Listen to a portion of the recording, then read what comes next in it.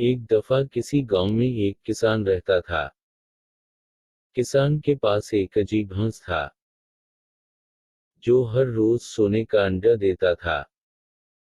किसान ने अंडा बेचा और हर रोज बहुत ज्यादा रकम हासिल की। जल्द ही वो बहुत अमीर हो गया। लेकिन किसान लालची था। वो मजीद अमीर बनना चाहता था। वो दिन में एक अंडे से मुतमईन नहीं था। एक दिन उसने अपने आप से सोचा, मेरा हंस मुझे रोजाना सिर्फ एक अंडा देता है, लेकिन अगर मैं इसका पीठ काट दूं तो मुझे एक साथ सोने के सारे अंडे मिल जाएंगे। मैं इस गांव का सबसे अमीर आदमी बन जाऊंगा।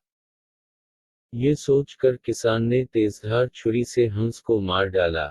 लेकिन अफसोस, इसके पीठ में एक अंडा भी नहीं था। किसान बहुत उदास था। इसने हंस और सोने के अंडे दोनों खो दिए।